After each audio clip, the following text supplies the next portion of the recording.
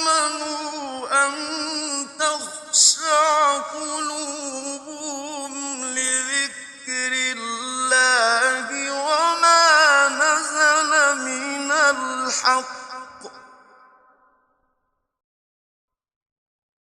ولا يكونوا كالذين أوتوا الكتاب من قبل فطال عليهم الأمد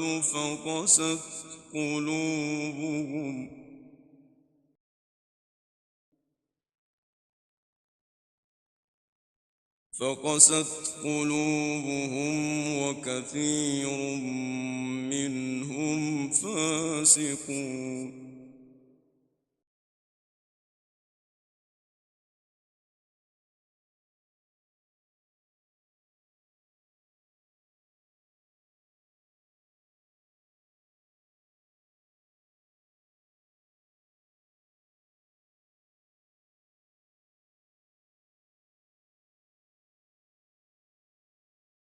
Assalamu alaikum, my dear sister, and welcome back to the Soul and the Mission series.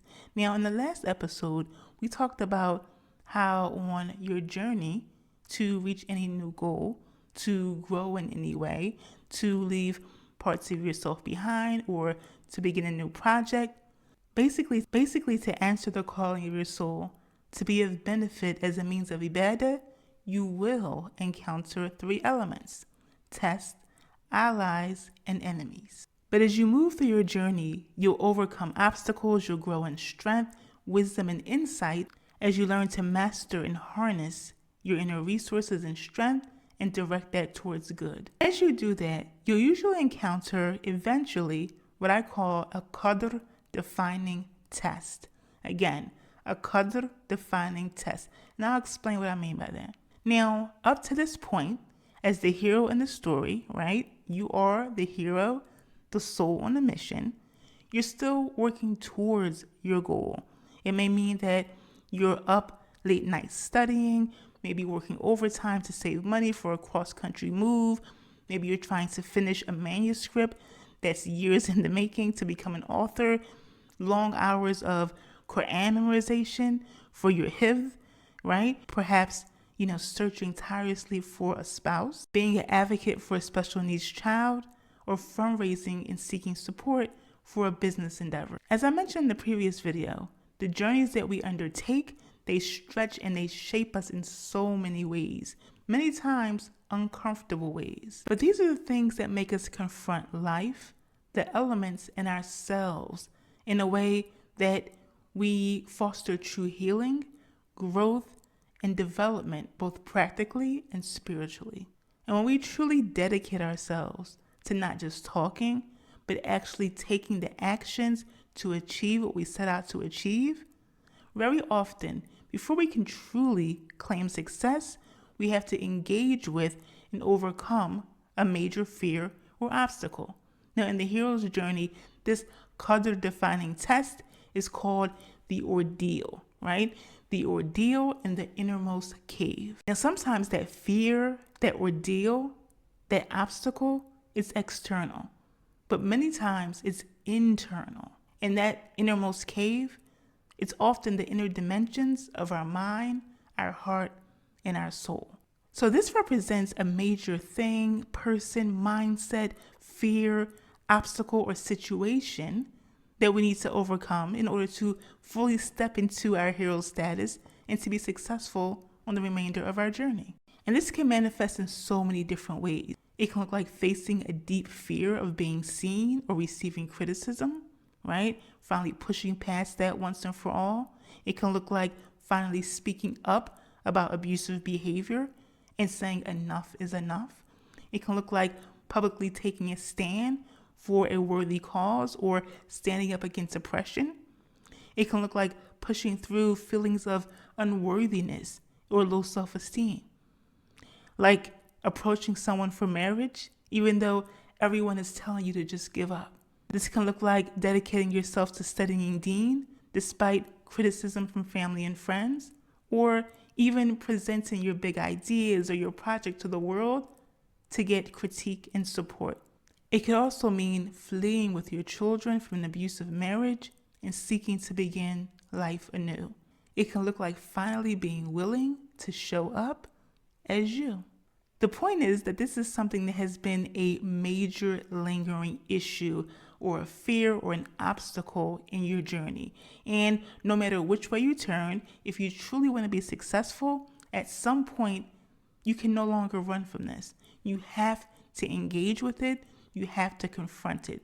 But also, this time, if you've truly been the hero in training, you're actually stronger and more prepared than you know. How many people decided to finally stand up against their biggest fear or obstacle, only to find out they actually had what it takes to really push through and deal with what they thought was an insurmountable task? Just think about Prophet Musa alayhi salam. SubhanAllah, his story is so relatable because he was so human. He had all the same fears, insecurities, and worries that we have. And Allah built him. Allah built him up into one of the greatest prophets that ever existed. And his story is one that is told in every major religion, even till this day. Musa alayhi salam's story is definitely the epitome of the hero's journey, as is Rasulullah sallallahu alaihi wasallam. Also, Maryam alayhi salam, Asiya, the wife of Fir'aun, Khadija alayhi salam, the wife of Rasulullah, right? All of these stories, we can detail and we can track all of these against the stages of the Islamic hero's journey. When I teach this, it's amazing as we go through each of these figures how they literally all line up with this same pattern. And why is that? Because this is the sunnah of Allah that He will use when building up those for His cause.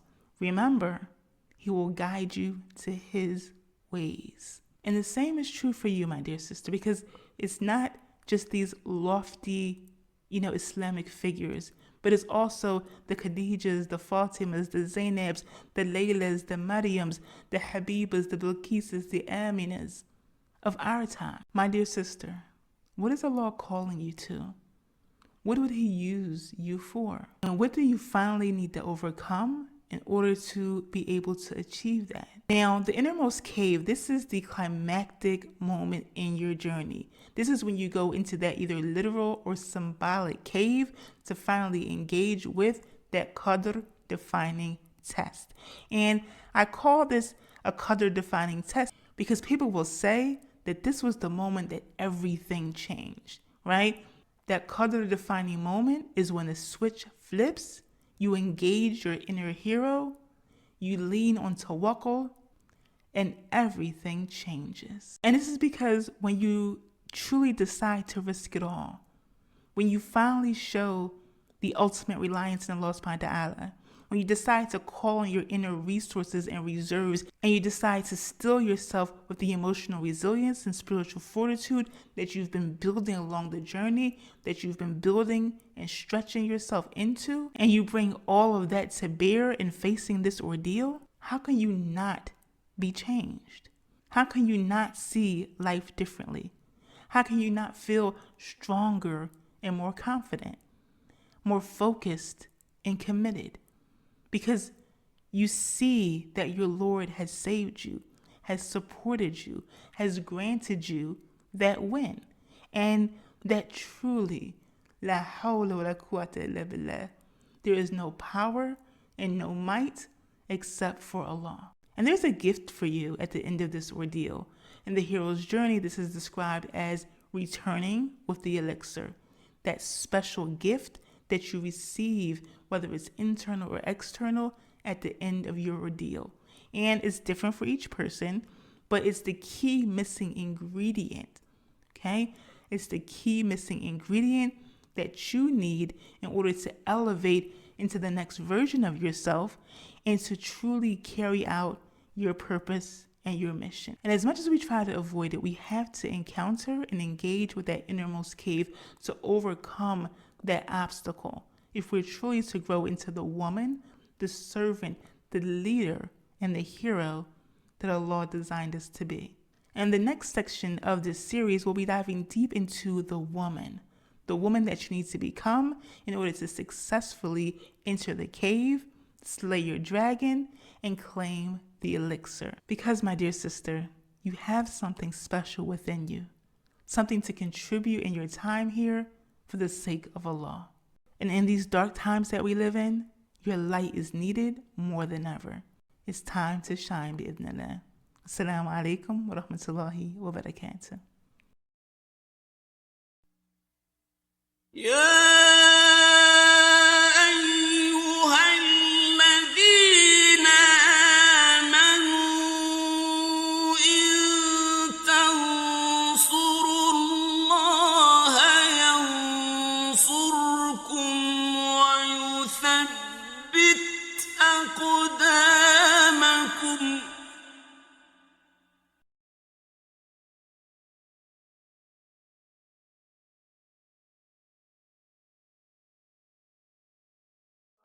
قد أفلح من زكاها وقد خاب من دساها